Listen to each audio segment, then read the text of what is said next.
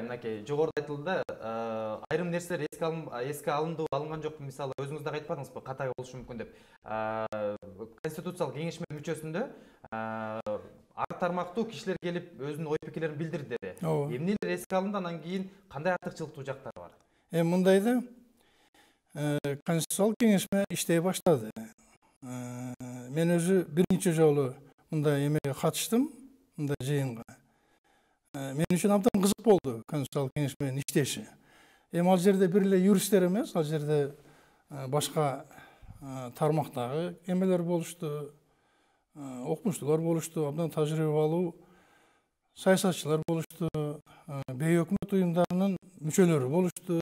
Шөлө Токтокан Исмаилова жана башка уулду кыздарыбыз болушту. Баардык аяк башы болуп, 100га жакын киши болду. Конституциялык кеңешме ачык иштеди. Илимдер академиясынын имаратында иштеди. Мен эми баягы жашыман ушундай же тарбияны ушундай көрүп калганмын, бир дагы заседаниясын калтырган жокмун. Биз 2 форматта иштедик. Жумасына 2 күн, биринчи күнү жана 4-чү күнү пленардык жыйындарда отуруп аттык. Ошол 100 кишиге жакын ачык 2 саат. Андан кийин, андан сырткары экинчи формат бул секциялар боюнча иштедик. Секцияларга бөлүнүп, мен башкаруу бийлиги боюнча секцияга жазылып, ошол жерде иштедик. Анан эң башкысы пленардык жыйында дагы, теги секциялык эмелерде дагы эшик ачык болду. Биздин эшигибиз ачык болду. Абдан көп кишилер келишти. Көпчүлүгүнө, баарына болсо дагы келген көпчүлүгүнө, басымдуу көпчүлүгүнө сөз берилди. Кээде биз өзүбүз сүйлөбөй калган күндөр болуп атты. Анткени биз саат 10-дон секцияда 5ке чейин иштеп аттык да, 1 саат мындай перерыв менен. Ошентип баягы депутаттар жазып келген конституциянын долбоору бир топ эле өзгөрдү. Видимо, отушун эске алып, анан Садыр Нуркожоевич конституциялык кеңешменин мүчөлөрү жооп берет деп айтса керек. Мисалы үчүн мен жооп берүүдөн качпайм, анын эмеси бар экен. Мен дагы өзүмө акылыма, билимиме жете тургандай сунуштарды бердим. Бир нечеси кабыл алынды. Бирок элдин үнү такыр угулбай калды дегенге мен кошуло албайм. Анан Эрета карындашым айтып атат, ошол кыздын аты ким? Бурул Усманалы. Бурул Усманалы. Бир эле Бурул Усманалы ушинтип айтып койду. Анан кийин менин мнением өзгөрүп кетти. Жок, мен аныкына мнением өзгөргөн жок. Ал деген саясий талдоочу. Мен сүйлөйм, сиз сүйлөгөндө мен унутпай турдум. Бурул Усманалы айтып койду, анан ушундай болуп калды деп койсоң. Жок, бурмалап эле огул агай, 70ке чыктыңыз жашыңыз. Мен бурун жөнүндө маселе эмес. Менин жашым менен сиздин ишиңиз болбосун. Менин ишим эмес. Мисалы шоу болду атат, андан мурда бул кошоматчылар жазган, ошонун негизинде гана мисалы Атамбаевдин Жээнбековдун айланасында жүргөндөр кайра келип Садыр Жапаровдун айланасына келип конституцияны жазды деген. Мындай да атын ким менен? Талай. Мен өмүрүмдө кошоматчы болгон эмесмин. Болбойм дагы. Ошол кошоматчыларга айтсын, айта турган сөзүң ким болсо дагы. Мындай да, биз жакшы ниет кылалычы. Бир кандайдыр бир нерсеге бир жакшы ыкылас менен жаман болобу, жакшы болобу, башыбызды бириктире турган мезгил келди. Мен ошол көз карашым менен катыштым конституцияга. Ансыз деле мен 5-чакырылыштын депутаты болуп турганда бир топ токмоктор жегенмин мен. Эмненин эсебинен? Баягы эле ошол аракеттеги конституциянын такыр бир кишинин айла чекесинде иштеп туруп алганына мен ушу тойгонмун да. Даже 5-чакырылыштын кээ бир депутаттары эми азыр ошолор тиги кайта парламенттик эме болсун, андай мындай кыйкырбасын. Кээ бир депутаттары айталы тышкы иштер саясаты боюнча мыйзамды жаза коюшуп, жагалданышып, вот ошолор настоящий кошоматчылар. Ошолор президентке кайрып беришкен Атамбаевга. Хотя аракетте конституция андай болгон эмес. Сиз менин оозумду жапкан турасызбы азыр? Мен сөзүм бүт элек. Эми Эрета карындашым бир 15 мүнөт сүйлөдү го. Мага да кичине эметип койгула да. Вот ошол. Азыр мына айтып атпайбы, 70ке чыккан болсо, мен кичине сыйлап койгула да, туурабы? Аксакал катары. Бул бир. Экинчи, андан кийин эч кимден сурабай эле президент парламенттик республиканы өзү ээлеп алды го. Ал баары башыбыздан өттү го. Крайний ким болуп атты? Премьер-министр болуп атты. Өкмөт болуп атты, өкмөт мүчөлөрү болуп атты, жогорку кеңеш болуп атты. Вот эл ошону айтып атты да күздө. Ким жооп берет? Бирөө жооп береби? Давайте биз берели укуктарды. Андан кийин милдеттердин мойнуна таап коелу. дегенге Садыр Нуркожоевич макул болуп атпайбы? Мен ошону айтайын деп атам да. Ошого жараша мен сөзүм бүт элек. Ошого жараша конституция жазылды. Анан ванга, санга, андай мындай дегендерди кое эле берет. Мындай да. Статьяны айтып берейин. Конституцияны. Статьяны мен деле жатка билем статьяны. Мындай да. Биринчи негизги базалык параметрлер жазыла баштады. Ошо референдумга чейин эле. Андан кийин референдумдан кийин биз 1 ай иштедик го. Ошонун парламенттик же президенттик вариантына өтүү просто трансформация кылуу оңой эле болуп калды. Себеби негизинен 70-80% өзү анын базалык эмеси бар да. Эми башыңызды чайкасаңыз ал өзүңүз билесиз. Бул жерде азыр мен дагы сөз нурланып суроо узаткым келип атат. Буга чейин эч ким мындай күнөөлүү болбой эле өкмөт башчыларды кызматына алып келген эмес атасыз да. Азыркы жаңы баш мыйзам президент күнөөлүү болбойт деп атам. Президент өзүнөн күнөөнү качырып. Президент күнөөлүү болбой, өкмөт башчылары күнөөлүү болуп келген. Премьер-министр болуп атты. Азыркы баш мыйзамда 30 премьер-министр алмакчы ошон үчүн. Азыркы баш мыйзамда кандай кылып президентке милдетти? Азыркы баш мыйзамда президент өзү аткаруу бийлигинин башчысы болот. Өзү жооп берет. Баардык статьялар боюнча жооп берет. Анткени өзү эмени министрлер кабинетин башкарат. Иштерди бөлүштүрөт. Негизги саясатты жүргүзөт. Эменин астында, парламенттин астында отчет берет. Кетирген катачылыктарына өзү аткаруу бийлигинин башчысы катары, бир эле өлкөнүн башчысы катары эмес, аткаруу бийлигинин башчысы катары жооп берет. Мен конкреттүү факты менен айтыңыз. Мисалы, мугалим менен врачтардан башка дыйкандар, карапайым элдер, ошолорго түшүндүрө алдыңыздарбы, мисалы, же аларга да узурпация болот? Карапайым элдерге түшүндүрүш муну оор. Анткени себеби бул жак деген эме да тең салмактуулук жок деп азыр айтсам, агай да түшүнбөйт. Анткени себеби булар ошондой конституцияны жазып салды. Азыркы конституция бул монархияга жыттанган конституцияда мынакей соттор практически президенттин колунда, парламент бул нотариус эле болуп калды, алардын да колу койгон, президент баарын чечет, анысы азыр келесип жергиликтүү бийликке дагы өзүңдүн кишиңди өзүң шайлап ал дегенге жок, алар айыл өкмөттү шайлаганга кудурети жок деп жооп берип коюшту. Баарын бир киши чечет деген конституцияны практически анан бул узурпация болбогондан эмне узурпация болмок эле. Анысы азыр келгенсип адам укугуна да булар шек келтирди. Баягы Турсунбай Акун айтат. Мен 3 статья коштум. Булардыкы көбөйдү деп коет. Көбөйгөн жок. Азыркы конституцияда мындай норма бар. Эч нерсе менен чектелбеген адамдын укугу жана эркиндиги деген пункттар бар. Нету, ничем не ограниченные деген жок, агай, мына баягы жазып, Венецианский комиссияда жазыптыр. Вы должны были обязательно уточнить перечень прав и свобод, которые не подлежат никакому ограничению деп. Пытка. Эртең сени кармап, башка салафан кийгизип, ооба ошону өлтүрдүм деген жазса, биз ушул конституция таянып, ни один человек не подлежит жестоким, бесчеловечным обращениям деген бар. Ошого таянып туруп деген элдердин укугун коргойбуз. А бүгүн ал норманы алып салыптыр. Значит, ал нормалар эртең чектелсе, биз мынтип оозубузду ачып гана отуруп беребиз, эч кимдин укугун коргой албайбыз. Агай, бул тең салмактуулук болбой калды деген дагы пикирлер келип атат. Эми жакшылап мындай оор басырык менен бирибизди сыйлап сүйлөшөлүчү. Бардыгы, бар. Мен башка нерсени айткым келип атат да. Конституциянын өзүнүн конструкциясы негизинен ошол азыркы аракетте конституциянын көп нерселери бар. Ошол адам укугу боюнча да сакталып калган, башка кичине баягындай бир эмен редакция менен жазылып калгандыр.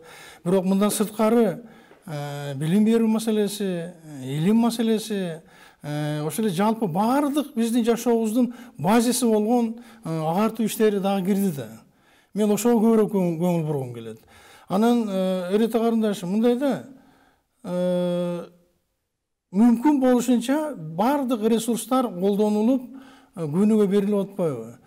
Ошол эле КТРКдан кече экөөбүз сүйлөдүк, бирибиздин артыбыздан бирибиз КТРКдан сүйлөдүк экөөбүз, туурабы? ЛТРден сүйлөдүк. Эми баардыгын эле мындай болуп атат, мындай болуп атат. Мен түшүнүп атам да. Бирок мындай нерсени дароо эле тарс сындырып коюш мүмкүн эмес экен да. Конституция 10 мүнөт берип атпайбы, Айланайын, мен 40 мүнөт бизди шылмалап атат. Мен кичине 10 мүнөт деген ал 10 мүнөт да, 40 мүнөт когда тебя сиздин 10 мүнөтүңүздү кече 4 жолу кайталап берди КТР. 10 эле мүнөт берет. Жок, 10 мүнөттөн КТРКдан сүйлөдүңүз. 15 мүнөт ЛТРден сүйлөдүңүз. Ошону мен таң-атса көрүп отурдум, мен да сүйлөдүм. Экөөбүздүкүн 4 жолдан кайталап берди. Кайталабайт.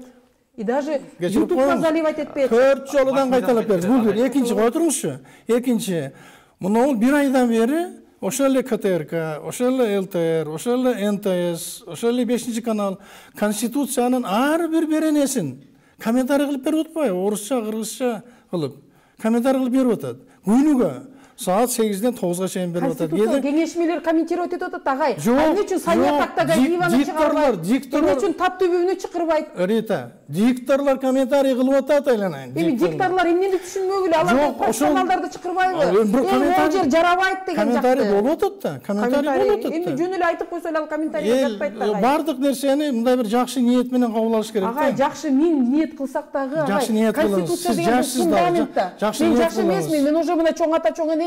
Мен жаш кезимде баштагам, уже 20 жылдан бери ушу күрөшүп жүрөбүз го. Бир кишинин узурпациясы болбойт. Кыргыздын түп башкара турганы бул парламентаризм. Биздин элдин менталитети ага жол бербейт. Парламентаризм деп. Жок, бир киши келбесе болбойт деп. Кудай сакта, көрөсөңөргө бир жылдан бир киши келбесе болбойт деп. Эми бир кишилик кошоп, кошодо конституция жазып бергенберби? Жооптуулук бир кишинин колунда болуш керек деп атабыз. Эми бул такыр. Ошол эле да, ошол эле. Өзүбүздүн оюбузда калабыз, эми кандай болгон күндө дагы. Демек, азыркы конституция мындай кайсы бир деңгээлде шоу үчүн гана жазылды деген пикир дагы айтылган. Мен сурооңузга түшүнгөн жокмун. Что значит шоу үчүн жазылды деп? Башынан гана бул пландалган, сценарий түзүлгөн, Жапаровдун көрсөтмөсү менен гана. Мен ага макул эмесмин. Мен ага макул эмесмин. Андай болгон жок. Ар бир берене ачык айрым. Кстати, мен да бир нерсени айтып унутуп калыпмын. Ар бир экинчи күнү биз пресс-конференция берип аттык. Ушу Конституциялык кеңештин мүчөлөрү. Ошондо да ошол жерде абдан чоң дискуссиялар болуп атты. Келип катышып атышты. Ошол эле жаш юристтер келип катышып атышты. НПО өкүлдөрү келип катышып атышты. Алардын берген эмелери ошол эле биздин секцияда абдан көп эме кылды. Кабыл алынып, эске алынды, бардыгы кирди, бардыгы деп эми баягындай дискуссиялар менен. Анан ар бир беренен пунктчылары кол көтөрүү жолу менен болуп атты. Мындай да конституцияга мисалы үчүн Академия наук эмнени жасаш керек деген жазылбайт. Булар ошондо жазып кетиптир. Академия науктун программасын бул аткарыш керек, Академия науктун тиги аткарыш керек. Алар мына окугандан кийин биздин конституционалисттер оздору ошту карап эле отуруп калышты. Кудай сакта, бул кимдин диссертациясы бияка кирип кеткен деп. Ошол беренени окудуңарбы? Башына деген мультфильм бар эмеспи? Бир ит келип жазып, бир мышыгы келип Матроскин жаза берген карт бар эмеспи? Худум ошол болуп каптыр да. Өтө эле катуу кетпеңизчи. Жок, ошондой эле болуп каптыр. Сиз ошол беренени окудуңузбу? Окудук. Мен автор эмесмин, бирок мен моундай түшүндүм. Биздин Кыргызстанда илим саясатын жүргүзүү абдан чаржайыт болуп кеткен. Туурабы? Университеттерде жүргүзүлөт, кандайдыр бир баягындай отраслевой научно-исследовательский институт деген бар, частный венчурный кандай бар 32. Жок, конституция уруп турсаңыз, мен аягына чейин айтайын да, эле кандай эме өтсүңөр. Илимдер академиясы бар. Ал жерде ал берен абдан катуу эме болду, талкуу болду, кстати. Ал жерде илимдин приоритеттик багыттарын көрсөтөт деп гана жазылды Илимдер академиясы. Именно приоритеттик багыттарын. Анткени университеттер өзүнчө, баягы 32-33 тармактык нээлер өзүнчө, эми академияны айтпай эле коеюн. Академияда бир 20 институт бар. Алар өзүнчө болуп атат. А бирок негизги заказчик өкмөт болот да, туурабы? Ал приоритеттик багыттарды көрсөтөт. Энергетикага мына берейин мен, бюджеттен акча, же болбосо айыл чарбасынан мындай. Ушул 30 жылдан бери абдан чаржайт болду. Мага ишениңиз, мен 15 жыл ушул системада иштедим. Мен деле ошол жакта иштедим. Только, пожалуйста, сөз айтпай туруңузчу. Анан ошону гана ушинтип жазышып өткөрүштү. Мен башында каршы болгонмун. Дагы бир жолу үйгө барганда окуңуз. Багытын гана аныктайт деп койду. Багытын. Академияга приоритет берди. Себеби көп эмелерде ошондой. Көп эле мамлекеттерде ошондой. Кээ эмес академиясы бар, академиясы жогу бар. Бирок приоритеттүү багыты бере турган кандайдыр бир мамлекеттик ведомство бар да. Агай, ошол күнү ошол туура эмес болуп атпайбы? Вот мен эмнеге против болуп атат? Эмне туура эмес болуп атат? Бүгүн доор алмашып атат, бүгүн аалам алмашып атат. Жок, эмне туура эмес болуп атат? Эми ага айтып берейин да эмне алмашып аткан. Бүгүн бүт экосистема алмашып атат. Эмнеси менен алмашып атат? Мурункудай мен начальник, а сен менин подчиненныйдын вертикаль иштебей калды. Азыр могу жаштар ар биринеси лидер. Бул лидер, тиги лидер, тигил өзүнүн режиссурасын жасайт, бул звугун жасайт, бул өзүнүн алып баруучусун алып барат. Ошондо горизонтальный развитие жалпы рамка болот да, туурабы? Горизонтальный өнүгүп атканда силер Академия наук определяет деп аны кайра вертикаль кылып атасыңар. Сотторду вертикаль кылып турсуңар. Бүт жактын баарын вертикаль кылып саптырсаңар. Биз административно момундой болгон камчы менен иштеген системаны эч качан куруп кете албайбыз. Тескеринче биз горизонталга барып, ар бир айыл өкмөт өзүнчө өнүксүн, ар бир сот өзүнүн чечимине өзү жооп берсин, никаких вертикалей десе, биз ошондо өнүккөн мамлекетке бармакпыз. А булар тел аныктайт деп, ким академияны окуучу эмне үчүн мен үчүн аныкташ керек? Эгер тетил университетте сонун изобретение кылса, мен сен ошо изобретениеңди сатып алам. Тигил университет сонун изобретение кылса, мен сатып алам. Мына биздин академия Америкага барып вакцинаны холодильниги жок кандай хранить этиш керек деген нерсени чыгарып, быйыл эң мыкты айым, дүйнөлүк деңгээлдеги мыкты айым болуп Кыргыздын кызы приниматься этип атат. Мынакей наука ошондой жүрүш керек. Академия наука определять этет дебейм. Келиңиз. Биз азыр конституциянын кайсыга анда мындай үлгү катары карап, биз батыштыбы же болбосо Американы же Россияны кайсы конституцияга анда өзүбүздү карабаш керек. Биз эч кимди карабаш керек. Кыргызстан дүйнө жүзүнө эмнеси менен мындай айырмаланып, суктанып карай турган нерсе бар. Кыргыз илгертеден бери мына чайпалсак төгүлбөйбүз, төгүлсөк бөксөрбөйбүз, сакталып келатабыз го. Эмне себептен? Анткени эркиндикти баары коллегиальный башкарууну тет илгертеден бери алып келатканбыз. Айтып атпаймынбы? Бир хандын алдында эч качан жүргөн эмеспиз. Баарыбыз мондай өзүбүздүн баягы инстинкт самосохранения деп келгенбиз да. Ошол эле системаны алып алып, эң акыйкат башкаруу системаны куруп кое турган болсок, жана азыр Грузияга баратпайлыкпы, өздөрү кантип реформа жасадыңар деп. Ошентип дүйнө келип алып туруп, эң элдин баары бактылуу жашап атат. Балдары сонун билим алып атат. Эң мыкты саламаттыкты сактоо эмне себептен болуп атат? Бар көрүп келеликчи. Кыргызстанда эмне абасы башкачабы деп бизге элдер келип туризм менен эле момундай өзүбүздү бага тургандай мамлекетпиз. Тилекке каршы ал жок. Рахмат. Мына бул жерде руханий адеп ахлак жактан өнүгүү, каада салтка дагы өзгөчө басым жасалып турат. Илимий жактан дагы ошо приоритеттерин камтып кеткен статьялар бар. Демек, бул биздин Кыргыз өлкөсүн алдыга сүрөй ала тургандай, элдерде бул коңшу өлкөлөрдү дүйнө жүзүн суктанта ала тургандай бир багытка алып кете турган баш мыйзам болот деп айта алабызбы ишенем? Президенттин ошо 29 январдагы жарлыгы чындыр ошентип аталды. Бул биринчи жарлыктардын бири болду. Ошол руханий адеп ахлак жана дени сак өнүгүүгө арналган. Мен аны ушундай түшүндүм, эми эмнеси болсо дагы биз кыргыз өзү кылымдарды карытып келген, өзүбүздүн өзгөчө тарыхыбыз бар, өзгөчө патриоттук касиетибиз бар, пассионардык касиетибиз бар элбиз. Тилекке каршы акыркы жылдары биз эми көп эметип коюп колубуздан чыгарып жибердик да. Колубуздан чыгарып жибердик. Бай чаржайт болуп атпайбы? Мына ошол эле даже ал турсун приоритет берүү деген түшүнүктүн өзүн биз мындай бир туура эмес эме кылып атабыз да. Вот ошонун негизинде менимче улуттук идеология болуш керек. Улуттун өзүнө мүнөздүү болгон идеология болуш керек. Бул бир. Анын биз көп улуттуу мамлекет болгондон кийин мамлекеттик идеология болуш керек. Кандайдыр бир стержневой идея болуш керек. Ошонун үстүндө иштөөнүн кандайдыр бир эмеси болду. Мындай бир көрсөтмөсү болду да. Бул жерде эми мен алдыда боло турган иштерди айтып атам да. Бүгүн даяр кылып улуттук идеологиянын даяр рецептин эч ким бере албайт. Бирок биз аны табышыбыз керек да. Рахмат. Демек, буга чейинки иштебей жаткан мыйзамды кайсы бир деңгээлде улуттун мүнөзүнө, кыргыздарга мүнөздүү нерселер жазылбагандыктан, улуттук идеологияны жүргүзө албагандыктан дагы бизге сиңип кете алган жок деп айтсак болобу? Жок, болбойт. Анткени себеби идеологияны буну кагазга жазып коюп эле чаттап койсо сиз кабыл албайсыз. Мен кабыл алышым мүмкүн. Мен уже пенсияга кетип бараткан. А силер жаштар, силерге улуттагы, мамлекеттеги азыркы жаштар, булар дүйнөнүн жашысыңар да силерчи. Бүгүн Кыргызстанда, эртең Америкада, бүрсү күнү Россияда, любой силерге азыр уже мамлекет деп мындай граница деген жок. Азыркы биздин балдар Кыргызстанда отуруп, бүт дүйнө жүзүнө программа жазып атышат. Ошондой глобализация ошол. Ошон үчүн аны мындай камап алып, аны мындай мыйзам жазып атып, булардын эмесинде мындай бар экен. Эгер эртең массалык маалымат кызматкерлер чыгарган материалдары биздин улуттук каада салтка, насил каада бир нерселерине туура келбесе, силерге кылмыш иш козгогонго жок, андай эмес. Мүмкүнчүлүк түзүлөт. Ошондой бар экен. Андай эмес. Бул сөз эркиндигине кадымкидей эртең азыр Гүрөновду бир нерсе деп эле аябай чоюп атышат да, эптеп эме кылып. мурун экстремизмдечи канча деген мусулмандарды булар экстремист мынакей арабча жазылган нерсе көтөрүп жүрөт. Эми биз силерди мен ладно силер массалыкмы именно када салтка туура эмес келген нерсени деп туруп силерди соттогонго барышат. Это как вы имеете? Ушул ой кандай? Жок, туура эмес. Када салтка туура эмес деп эметип койсо кыргыз эч кандай кырылып калбой эле. Жок, кыргыздын азыр жазып атасыңар да. Азыр жазып сөзгө коноп берели. Кыргыздын акылмандуулугун, кыргыздын айкөлдүгүн, кыргыздын вообще эле өзүнө мүнөздүү болгон жакшынакай салттары жөнүндө гана сөз болуп атат.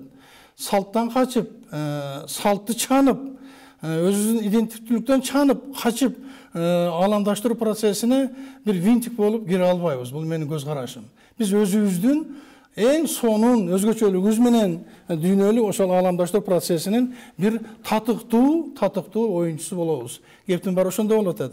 Анан кийин бир туруп кандайдыр бир түшүнүксүз салттарды, бир туруп бизге вообще эле жукпай турган нерселерди алып чаржайыт болуп отурганды мисалы үчүн мен эч убакта өзүмө сиңире албайм да. Мыйзам менен аны жөнгө сала албайсыз да. Мыйзамды эч ким айткан жок, мыйзам жазам деп. Жок, жазбай эле силер айтып атпайсыздар. Айтып атпайсыңар, мыйзам менен жөнгө салбай атасыңар. Маалымат кызматкерлердин жазганы улуттук када салтка туура келбесе, жокко тартылат деп жазылган жагы бар. Сөз эркиндиги, дин эркиндиги конституцияда бар. Сөз эркиндигине, силер деген бүгүн ал бар болгону менен эртеңки конституцияда улуттук када салтка туура келбей калса мына булардын баштары кыйылып кетет. Бир да кыйылып албай калат. Тилиңиз өтө жаман экен, өтө уу экен. Кыйылып кетет деп айтпаңызчы башты. Надира айым, мынакей азыркы күндө жогорку кеңештин окуусунан өткөн коомдук талкуудан дагы бүтүп, буюрса референдумга даярдалып жаткан баш мыйзам аябай актуалдуу болуп атат. Анан ошонун негизинде сиз дагы буга чейин бейөкмөт уюмдар тууралуу долбоор даярдап жүрдүңүз эле. Ошол бейөкмөт уюмдардын ишмердүүлүгү жаңы баш мыйзамда кандай каралган?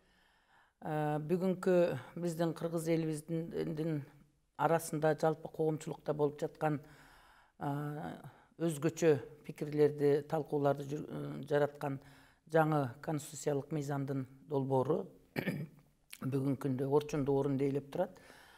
Бул мыйзам бүгүнкү күндө рас биз өзгөрүүнү кааласак, реформаларды жасоону, мамлекетибизде бир башкаруу системасы өзгөрүп, бир өнүгүүнүн жолуна түшөбүз дей турган болсок, чындап эле бизде тарыхый окуя катары бул конституциялык өзгөрүүлөргө баруу зарылчылыгы келип чыкты.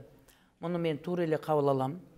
Бүгүнкү күндө ошол конституцияны өзгөртүү жөнүндөгү мыйзамдын даярдоонун башынан баштап эле мен колдоп келем. Ал эми конституциялык долбоору канчалык деңгээлде даярдалгандыгын ага жоопкер демилгечилер бар.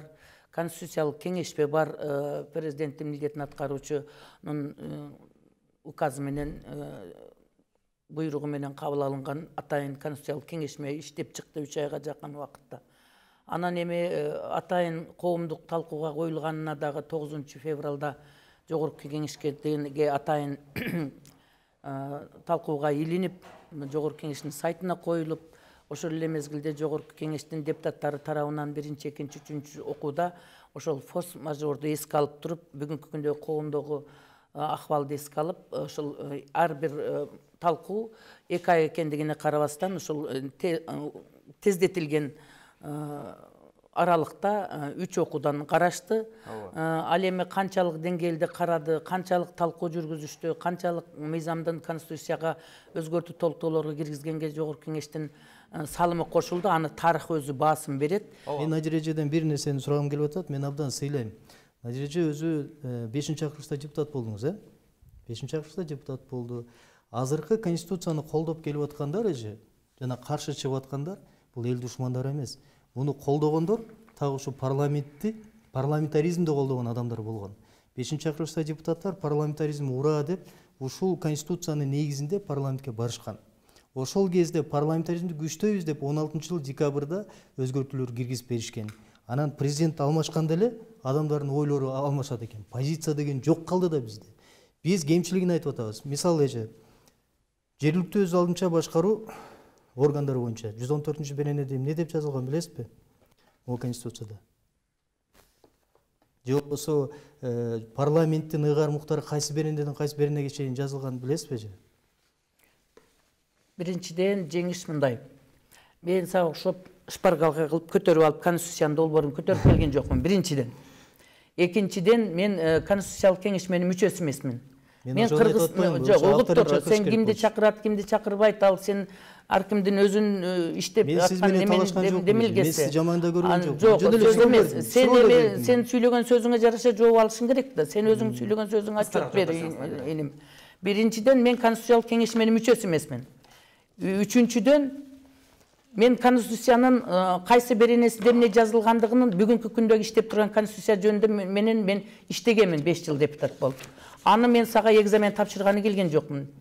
Анан эми сен өзүңдүн сүйлөгөн сөзүңө конкреттүү түрдө жоопту ала турган болсоң, анда сен өзүңчө тегерек устол өткөргөндө ошол жерден барып сура. Алып баруучунун берген суроосуна карата мен жооп бердим. Рахмат эже. Мен эми сиз менен талашып, сизди жаман көргөн жерим жок. Талашканда сен өзүң баштап атпайсыңбы? Мен баштаган жерим жок. Мен сени сыйлаган адаммын. Мен билем эже. Ошо да мен сени сыйлаган адаммын. Анан эми сен өзүңчө башка адамды чакырбайсыңбы дегендей сөйлөгөн сөзүңдүн өзү жакшы сөз эмес. Андай эмес. Надир эже, мындай да, азыр бүтүрүп коелу сөздү, ушунча болуш. Анан эми экөөбүз дебатка келип, экөөбүздүн илим билимибизди, деңгээлибизди талкуулайлы.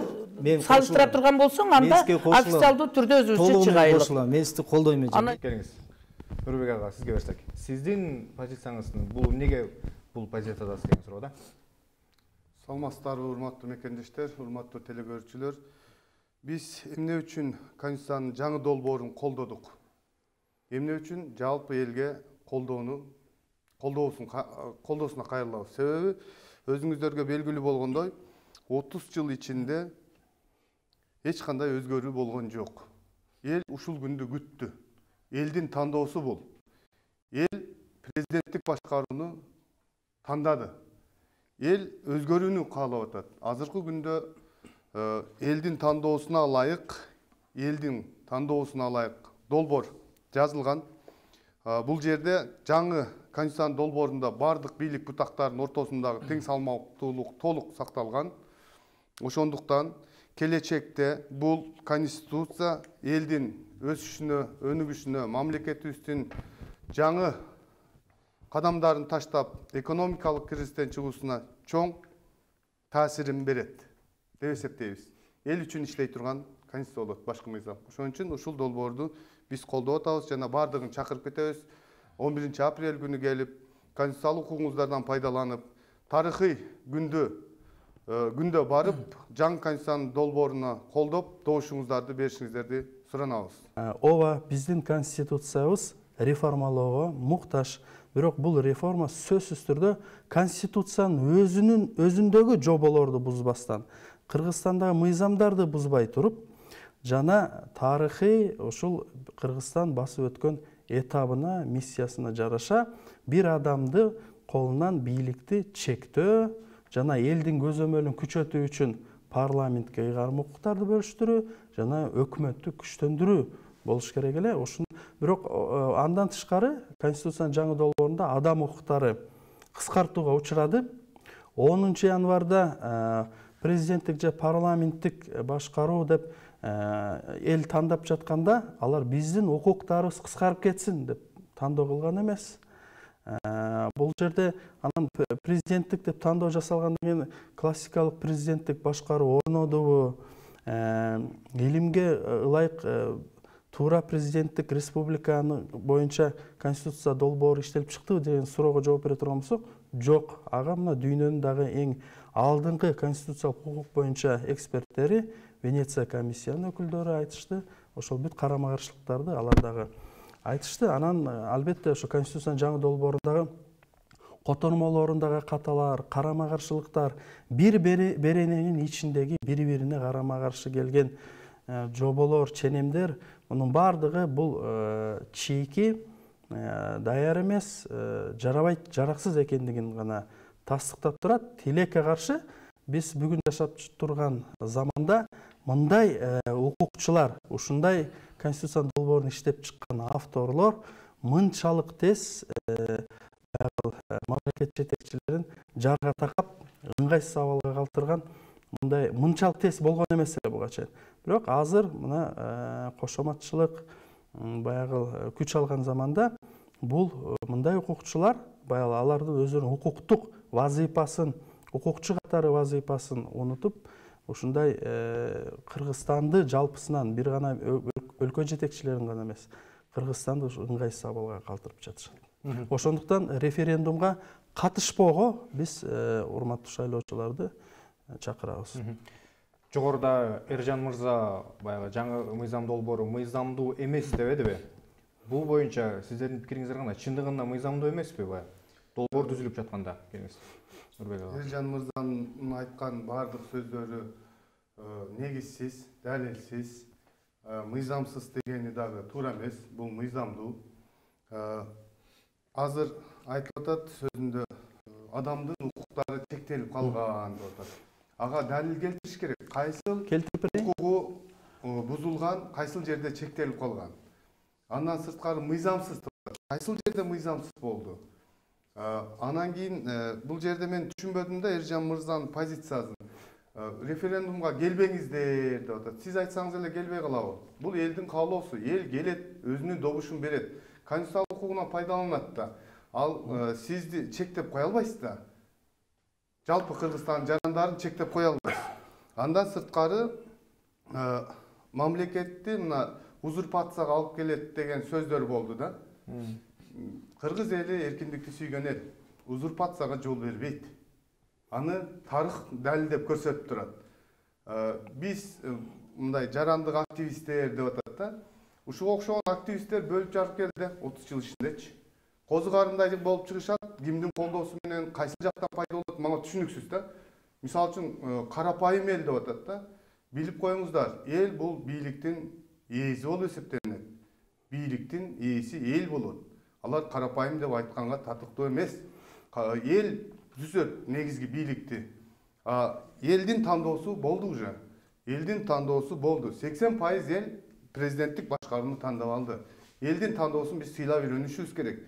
Анан кээ бир адамдар чыгып сүйлөп атат азыр. Конституциянын бул долбоору туура эмес. Биз 2010 жылкы конституция менен жашашыбыз керек деп. Мен мисал келтирейин да. 2010 жылкы конституциянын бир эле беренесинин бир эле бөлүкчөсүнө токтолойлу. 21 жашар бала жогорку кеңешке депутат болуу укугу бар деп атат да. Эми бул жерде эми талкууга ала турган болсок 21 жашар бала университетти бүттү дейли. 4 жыл окуп. Ал кайсы тажрыйбасы менен, кайсыл элге сиңирген эмгеги менен элдин жалпы Кыргыз элдин өкүлү болуп жогорку кеңеште отура алат. Ким болду эле? Болду эле. Андан сырткары 120 депутат. Мына көрдүңүздөр. Эмне үчүн эл өзүнүн эсебинен 120 депутатты багууга милдеттүү? Азыркы жаңы долбоордо депутаттын саны азайтылган. Бул негизги элдин талабы болгон. Андан сырткары көптөгөн өзгөртүүлөр киргизилген. Мынакей сот бийлиги боюнча конституциялык сот өзүнчө болуп, көз карандысыз болуп, жогорку соттун караштуулугунан алынды. Өзгөчөлүктөрү көп. Келечекте Кудай буйруса Мээрбек мырза менен Эржан мырзанын айткандай болбойт. Буну тарых убакыт көрсөтөт, Кыргызстан өнүгүү жолуна түшөт, өзгөрүү жолуна түшөт. Адам укуктары сакталган демократиялык мамлекет болот. Башка мамлекеттерге үлгү боло турган мамлекетти Кудай кааласа түзөбүз деген оюбуз бар. Мен жооп берип кетейин. Ишеничте айта алам, Кудай буйруса баардыгы жакшы болот. Болгону сиздерге окшоп бөлүп жаргандар, баягы Кыргызстанда туруктуулук болбосун, башаламандык болсун, Кыргызстан өнүкпөсүн деген кара ниет адамдардын мен коомдо жок болушун каалайт элем да. Элдин талабын аткара турган учур келди. Кудай буйруса аткарылат. Эч кандай бул долбоордон кемчилдик таба албайсыздар. Кудай буйруса эл бул долбоорду тандайт. Ишенебиз, ага ич чакырып кетебиз.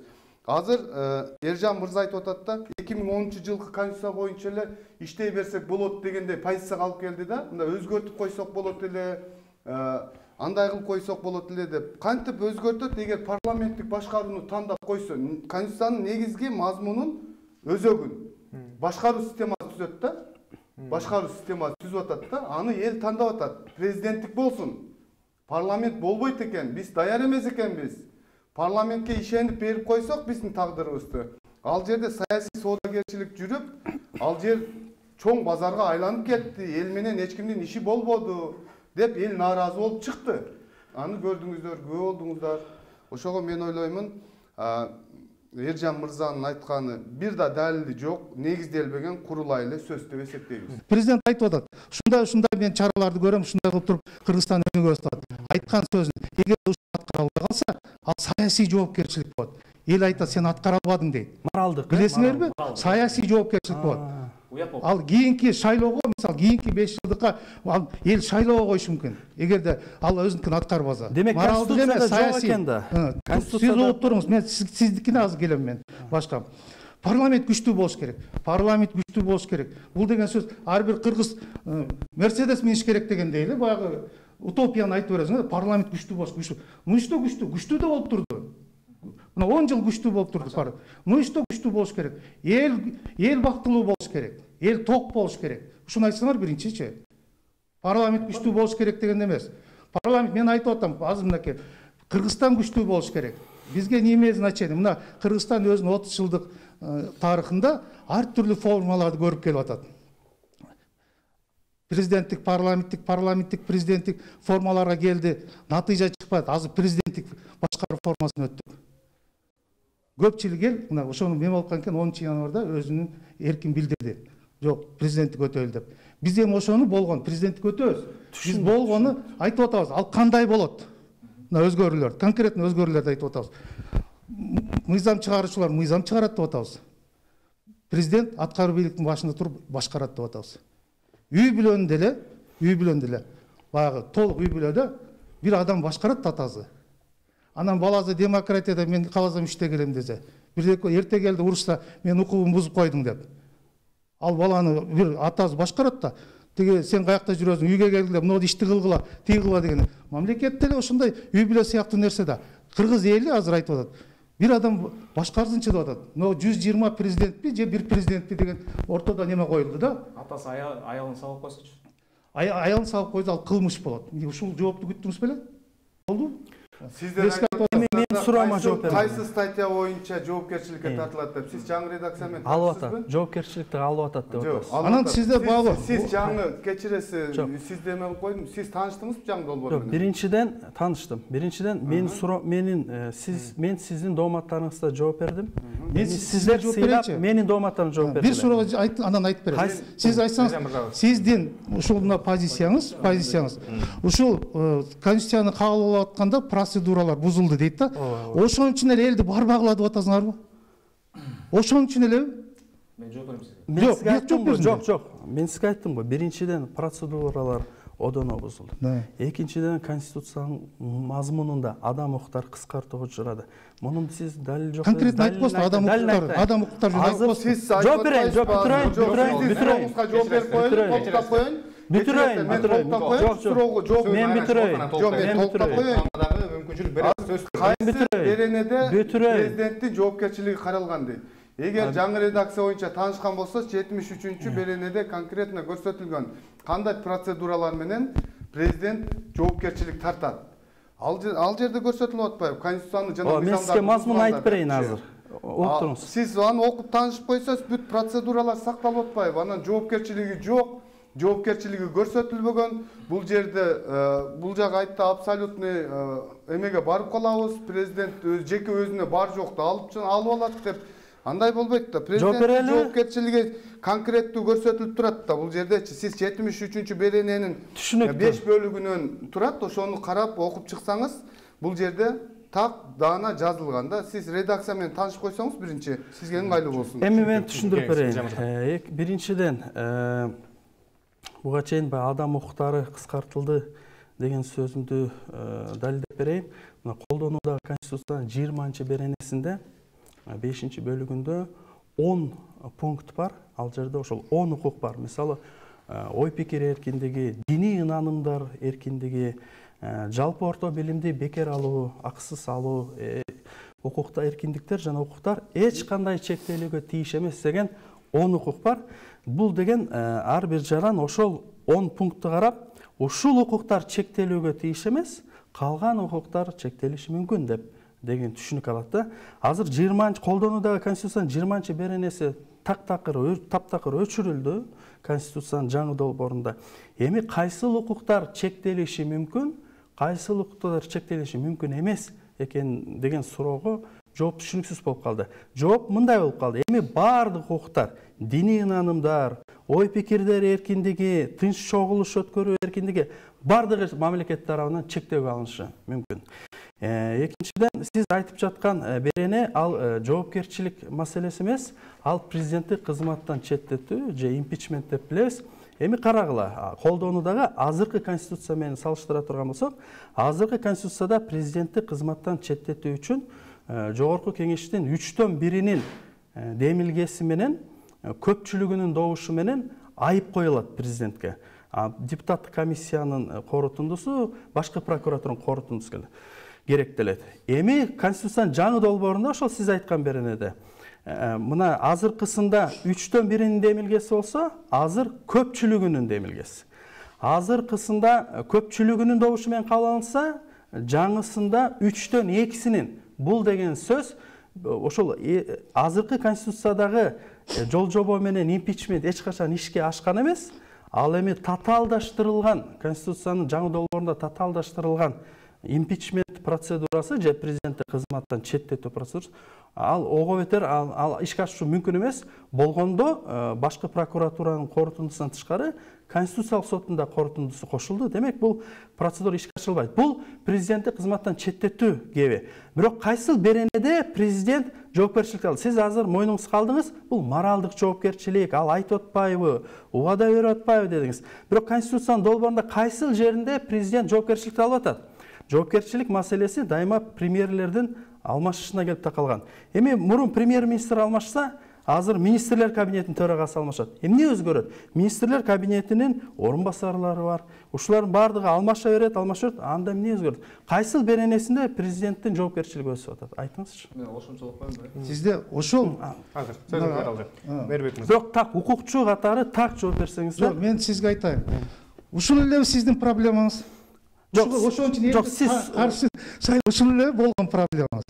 Что импичментке Конституционный судту кошуп коюптур заключениясын деген. 3/2 кылып коюптур деген. Ушул сизди өтө беспокоить этип, ошон үчүн вес Кыргызстанды ушул эмес. Мен жогоруда дагы бир кайталап берейин. Адам укуктары, баардык укуктары жана эркиндиктери чектелүүгө алынышы мүмкүн. Эртең диний ынанымдарыңар менен ынанымдарыңар чектөөгө алынат. Эртең ой пикир эркиндигиңер мына бүгүндөн баштап чектөөгө алынып жатат. Эртең тынч чогулуш өткөрүү укугуңар чектөөгө алынат. Конституцияда мына 30 жаңы долбоордун 39 беренеде бүтүрөйүн. 39 беренеде мына салыштырсаңар, биз салыштырабыз да. Мына азыркы конституция, жаңы долбоору. Азыркы конституциянын долбоорун жазып турат. Тынчтык чогулуш өткөрүү боюнча уюштуруучулар жана катышуучулар жергиликтүү мамлекеттик органга билдирме бере алат. Эгер билдирмени бербесе, алар бул билдирбесе дагы тынч чогулуш чектөөгө алынбайт жана тыюу салынбайт деген сөз бар. Ошол чектөөгө алынбайт жана тыюу салынбайт деген сөздөр Конституциянын жаңы долбоорунда алынып салды. Бул эмнени билдирет? Ал закон менен болот. Тынч чогулуш чектөөгө алынбайт. Биз эми жооп берели деп бес программа сиздин суроолоруңуз менен деңгээлиңизге кайсыл беренеде мен сизге жооп берелим. Кайсыл беренеде президенттин жоопкерчилиги кайсыл беренеде так айтыңызчы мына кайсыл берене боюнча мына президенттин жоопкерчилиги өстү, мурун мындай жок болчу, мына эми мына жаңы долбоорунда президент жоопкерчилиги өстү деп далилдеп бериңиз. Мен сизге айтып коеюн. Мурдагы кездерде, мурдагы конституцияларда деле президент вроде экономикага тиешеси жок адам болгон, бирок министрлердин дайындалышына, премьер-министрдин дайындалышына түздөн түз таасир эткен. Келип туруп эчтекеге жооп бербеген премьер-министр анан ушул күнөөлүү деп туруп иштен кеткен. То есть башка эле адам кетип калып атат, негизги күнөөлүү кетпейчи. Ал бул акмак премьер-министр турбай да экинчисин кое берген. Сиз жана туура айттыңыз мына. Азыр эми мынакей. Азыр министрлер кабинетине министрлер кабинеттин төрагасы бул аппарат жетекчисинин рангында болуп атат. Сиз айырма сөздү эме кылсаңыз, окусаңыз түшүнсөңүз, премьер-министр ал аткаруу бийлигинин азыркы учурда бийлигинин башчысы. А жаңы конституция боюнча аткаруу бийлигинин башчысы президент. Бул как Америкадагыдай форма болуп атат. Билесиз да? Мына сиз айтып атасыз, импичмент жөнүндө айтып атасыз. Эмне себептен андай болбош керек, мындай болуш керек. Мисалы сиздер мына немелер, эксперттер, блогерлер, бай МПО немелер бүттүгү бай кудайдай көргөн Америкада. Мен кече да айтып кеттим мунучу. Америка Кошмо Штаттарында кече Трампты 2 жолу импичмент көрсөткөндө була Сенаттын да заключениясы керек экен. Кандай оор экен, болбойт экен. Демократиялык мамлекет Америка. А бизде ошондой отуруп Конституциянын заключениясын суроомо жооп бербейсиз. Сурооңузга жооп берип атпаймынбы? Сиздикине мынакей эми Конституциялык соттун заключениясын кошуп коюптур импичмент кылганга. Ошон үчүн шайлоого деген. Нормальный демократик жоопкерчилик алып атат. Ошол нормальный демократик процедура. Булчу ал сизди ошол ой толгоо кыйнап аткан болсо айтайын. Бул деле демократияга кирет. Жок, кайсыл жерде президенттин жоопкерчилиги? Президенттин жоопкерчилиги мынакей. Эгерде кылмыш жасаса бул уголовный кодексте болот. Кылмыш жасаса. Эгерде баягы атка буга чейин жок беле? Буга чейин деле бар. Буга чейин импичмент процедурасы азыркыдан жеңил эмес беле? Анда бар болчу экен да буга чейин жоопкерчилик. Жок, буга чейин деле бар эле. Буга чейин деле бар эле. Бирок ошол жеңилине деле ал өткөн эмес да. Себеби анда президент аткаруу бийлигинин башчысы эмес. Бүт могу экономика артка кеткенге президент жооп бербейт, аны премьер-министр жооп берет деп кетирчү эле. Эми жооп азыр аткаруу бийлигинин башчысы президент өзү бүт өссө дагы ошол даңталат, экономика өспөсө ошол күнөөлүү деп айтылат. Мына саясий жоопкерчилик экен. Саясий жоопкерчилик. Эми буга чейинки суроомо жооп берген жоксуздарбы? 22 октябрда кабыл алынган мыйзам мына колдонууда Конституция өзгөртүү киргизилет, эпидемиологиялык абал турукташтырылат, анан 1-июнга чейин парламент шайлоо кечиктирбестен ишке жүргүзүлөт деген бардык беренелер бузулган кантебиз? Мен бул айтайын. Мыйзамда негизи аткарылыш керек. Силерди телевизордон көрүп, бул Конституциянын разработчиктер бул боюнча жоопторду конкретно берген. Биз азыр Конституциянын долбоорун колдоо деген маселе келди. Биз ал убакта разработчик эмеспиз да, биз. Жок, биз бүгүн буга чейинки мыйзамдарды бузсак, анда жаңы Конституцияны ким? Анда суроо берейин. Азыркы референдум закон менен өтүп атабы? Закон кабыл алдыбы депутаттар? Мыйзамсыз кабыл алынды. Түшүндүрүп берейинби? Жок, кабыл алынды. Мыйзамсыз деген бир закон күчүндө, закон күчүндө, урматтуу юрист. Бул деген соттун чечими барбы? Бир гана мыйзамсыз деп эзиңерге тутуп алгыла, сот гана чечим чыгарат. Мен түшүндүрүп берейин. Соттун чечими бар, жогорудагы көрсөтүлгөн. Жооп берейин. Мыйзамсыз экен. Сурадыңыз, жооп берейин. Бул боюнча кийинчерээк токтолобуз. Адам укугу боюнча да мен суроом берейинчи. Жок. Сиз адам укугу чектелип бул нерсеге бир аздан кийин токтолобуз сөз түрдө. Түшүнүктүү. Азыркы сиздер сүйлөшүбүз керек да, бир гана Эржан сүйлөбөйт да бул жерде. Туурабы? Ооба. Жогоруда сиздер көпчүлүк баш мыйзамдын көпчүлүк артыкчылыктарын айтып өтпөдүңүздөрбү? Ооба. Ушул артыкчылыктар чыны менен иш жүзүнө ашабы? Кудай буйрса, жогорудагы көрсөтүлгөн жаңы кабыл ала турган демократиялык долбоор боюнча, Конституциянын жаңы долбоору боюнча иш жүзүнө ашат деп биз толук ишенебиз.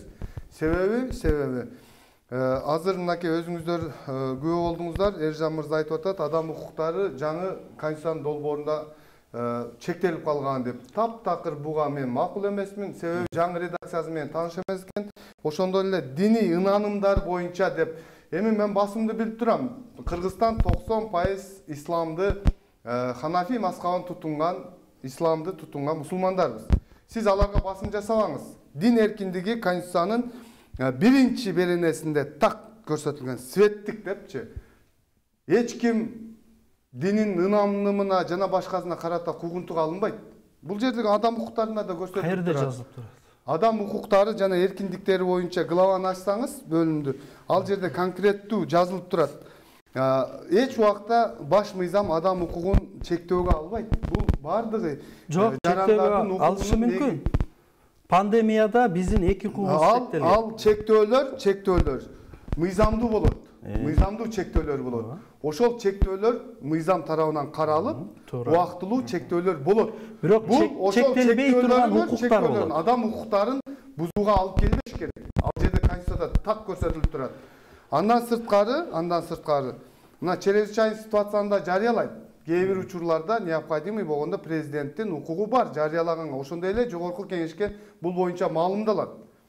Азыр сиздер айтып аткан мен позицияларды негизи түшүнбөй атам да. Силер эмнени каалап атасыңар? Силерге кандай өзүңөр мына бул конституция жакшы, бул конституция жаман деп атасыңар да? Мен түшүнбөй атам да. Силердин максатыңар эмне? максат болуш керек да адамда, мисалы үчүн как жаран катары Жооп берем. идеологияңар болуш керек да, идеологияңар жок да, жөн эле референдумга келбегиле деп атасыңар. Референдумга келбегиле деген сөз бул түйүндө далили болуш керек. Эмне үчүн элдер референдумга келбеш керек? Кыскача 2 сүйлөм айткыла. Референдумга келбеш керек да. Просто референдумга келбегиле. Мен бак каршы тобунун эле бир вариантындай көрдүм да булардычы. Каршы тобу анан жалпы каршы тобу, а өзү булардын позициясы барбы? Эл тандоосун аныктагандан кийин эл каалагандай укугун пайдаланат. Ооба. Силерге окшогондор ар дайым башаламандыкты уюштура берсе, референдумга келбе, бул мыйзамсыз. А кайсыл жери мыйзамсыз? Колуңарда бир далил барбы? Соттун чечими барбы мыйзамсыз деген? Жөн эле сүйлөй бересиңер, курулай эле.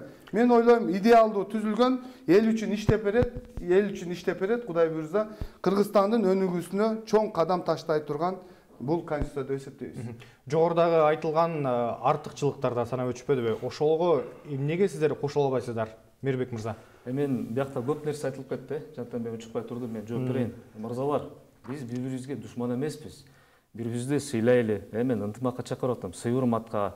Анан таанып алган эле адамдарды силер башаламандык кылып атасыңар. Жарандык активисттердин баары бузуку, батышчыл деген туура эмес. Былтыр элдер кырылып атканда жарандык активисттердин салымы өтө чоң болду. Биздин өкмөт алсыз жана $600 миллион алган күнү да жардам бере албай, жана кислородный станцияларды коюп жүрдүк. Жарандык активисттер биздер. Ошон үчүн 5 кол тең эмес. Алардын арасында бар туура эмес адамдар, бирок баарын теңине туура эмес. Бул бир. Биз жарандык активист деп. Мен жооп берейин. Мен жооп берейин. Угуп туруңуз. Жооп берейин. Сен кантип өнүгүш керек? Жол Кантип өнүгүш керек? Айткылачы, кандай? Сүйлөткүлөчү. Биз сыйлайлы. Мырзалар, биз сыйлайлы. Силер унчукпай турсаңар, мен жооп берейин. Ошондо дагы эл жапатырнак биригип бул ситуациядан чыкты. Бирок силер эмес ал. Туугандар. Биз деп айтпагыла. Жарандык активисттердин пандемия учурундагы алар силерге таптакыр тиешеси жок. Кандай тиешеси жок? Жеке менин түздөн түз тиешем бар. Мекенин сүйгөн патриот жигиттер, кыздар, энелер, апалар бардыгы жүрдү. Бир сиз жүргөн жоксуз.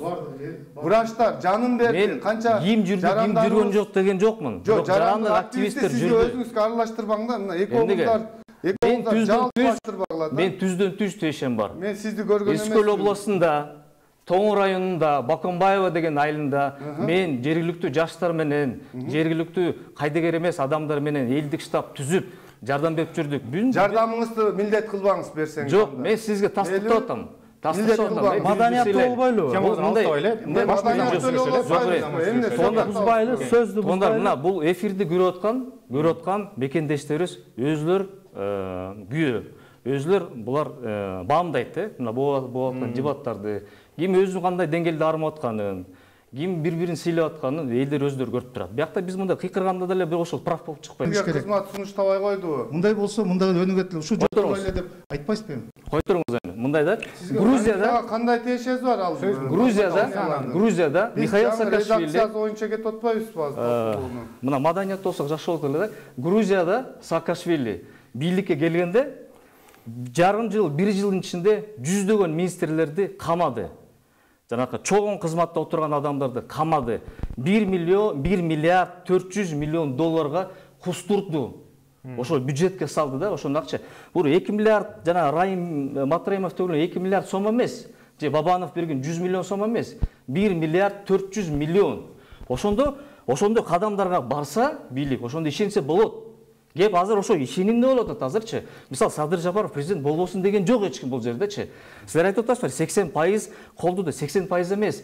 10 январда 39% келди катталган шайлоочулардын. Бул 1 миллион 200 миңди канча. Ушундай да. Анан ал деген расмий маалымат. 3,5 миллион бул борбордук шайлоо комиссиянын эмесинде турат, илим турат бул маалымат. Анан 39% гана келди. Анан ошол 39%дин 80% добуш берди. Анан жалпы эл 80% деп айтканда бул да алдоо, туура эмес. Анан биз Садыр Жапаров президент болбосун деген жокпуз, болсун.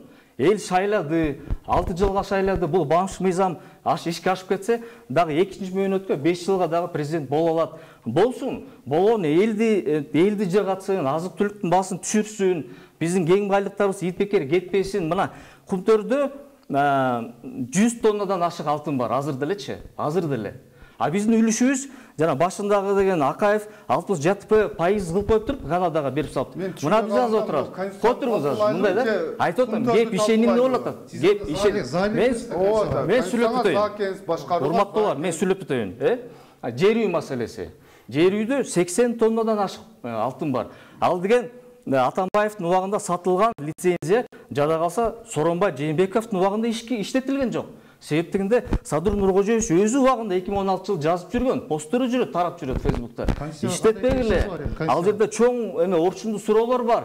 Итпекер кетип атат деп атат да. Анан бийлик мындай да, азыр бийлик ушундай кадамдарга барып атса, анан бийлик сунуштаган баш мыйзамга ишеним кандай деңгээлде болот деген суроо жаралып атат да. Түшүндүңүз жасар? Азыр мен сүйлөп өтөйүн, урматтуулар. Мен сүйлөп өтөйүн. Кечиресиздер, мен сүйлөп өтөйүн. Жок, мен сүйлөп өтөйүн. Силер көп нерселерди айтып кеттиңиз да. Мына тиги жеке аброого да шек келтирип атасыңар, жаран активисттерди жамандырыпчы. Сиз келтирип атасыңар. Туура эмес. Айтып коеюн дагы. Мына ГЭС маселеси, мына Өзбекстан салсын деп атат. Биз уже Бишкек газды $1 берип салып, азыр деген дүйнөдөн 2 эсе кымбат төлөп атабыз газгачы. Анан дагы эми тиги камаратпай бир берип салсак, светке канча төлөйбүз эртеңки күнү? Ал деген эртең свет кымбатаса, мына газ уже асмандын баш мыйзам өзгөргөн менен эмне пайда болот? Анда жанакы улам эле мына ким Эржан мырза юрист, ошо кайсы беренеде көрсөтүлгөн жок деп атат. Мырзалар айтып атат, эмики шайлоодо сайланбай калышы мүмкүн деп. Ошол элеби? Жок. Ошол эле. Кең байлык сатылып кетсе, анан жер сатылып кетсе, анан жөн эле сайланбай калат деген жоопкерчиликпи? Кереги жок анда жоопкерчилик. Биз анда түшүндүк, эски конституция менен турушубуз керек экен. Соттун барын, соттун мына баш мыйзамын сүйлөйүн. Мат жок, эме өзгөрүү керек. Бирок мында шашылыш түрүндө эмес. Кандай кылыш керек? Дагы 30 жылдан кийинби? Мында шашылыш. Дагы 30 жыл. Баш мыйзам жөнүндө айтып коеюн, Мырзалар. Баш мыйзам жөнүндө айтып коеюн. Патем сүйлөйүн да. Патем айтайын. Жактарга кетип калдыңыз. Патем айтайын. Тондар, мына баш мыйзам боюнча айтып коеюн. Мына мени ойлондурчу, мени ойлондурчу сүйлөткүлөдү эми. Мени ойлондурчу. Бул Талайгага сизге сөз түрдө мүмкүнчүлүк беребиз.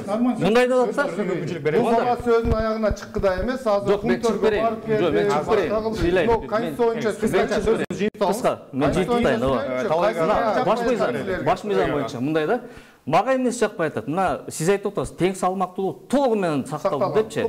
Мына бизде баш мыйзам азыр кандай жазылса да эч кандай тең салмактуулук болуп, себеп дегенде биздин парламент алсыз, соттор алсыз, президент тур десе турат, отур десе отурат. Бул чыркыраган чындык. Мына бизди көрүп аткан телегөрсөлөр бүт бартын тастыктап берет. Ушундай да. Ушул сиз айткан тур десе турган, отур десе отурган жооп кеңеш менен сотторду эски конституция менен болуп аткан үчүн жаңы конституцияда таптакыр башка мына независимость бардыгына гарант болуп аткан мына көз карандысыздык болот да. Ошон үчүн кабыл алайлы, жаңы кадам таштайлы, өзгөрүүгө барайлы деп жаңы долбоор сунушталып атпайбы? Сиздигин кайсыл беренеде кандай мазмун камсыз кылып атат? Сот бир гана мыйзамга баш ийет. Ал сиз ачып окусаңыз, жаңы редакцияда кабыл алынган азыр долбоордо көрсөтүлүп, так көрсөтүлүп турат. Сот бийлиги боюнча 94-беренеден башталат. 95-беренеде так жазылып турат. Судья көз карандысыз. Алар конституцияга жана мыйзамдарга гана баш ийет деп турат. Ал мурун деле бар. Ооба, мурун деле бар эле, кийин деле бар эле деп каерде экенин мен көрсөтүп атам сиз сураганыңыз үчүнчү. Каерде көз мен айырмасын айтып берейин. Эми азыркы мына конституция менен конституциянын жаңы долбоорунда баягы соттордун дайындалышын кайрылсак, бир айырма бар. Эгер бүгүн конституциялык палата же жогорку сот өздөрүнүн катарынан соттун төрагасын дайындай турган болсо, шайлай турган болсо, конституциянын жаңы долбоорунда алар президентке сунуштайт, президент дайындайт. Ушул жерде кантип сот органдарынын көз карандысыздыгы тууралуу сөз кылса болот. Эгер буга чейин айтыңыз, ал жердеги жогорку кеңештин макулдугу менен деген жерлерин дагы кошуп айтсаңыз, эл өкүлдөрүнүн. Бирок президент, турабы? Мурун мындай жок беле? Азыркыда мурун кандай эле? Мурда ким дайындайт эле? Өздөрү, соттор. Кечиресиздер, сиз юристмин деп атасыз, сиз законду окуп койсоңуз, окубайт окшойсуз чамазы. Президенттин указы менен дайындалган судьялар. Азыр бүгүн болуп өткөн дебаттын маани мазмунун түшүндүңүздөр. Негизинен Конституциянын жаңы долбоору бийлик ортосундагы тең салмактуулукту толугу менен сактагандыгы, бардыгы иш Конституцияда жазылган, сакталган. Ошондуктан шайлоочулардын бардыгынан суранып кетет элек, жаңы Конституциянын долбоорун колдоп бересиздер деп ишенебиз, чакырабыз, активдүү катышып бериңиздерди суранабыз.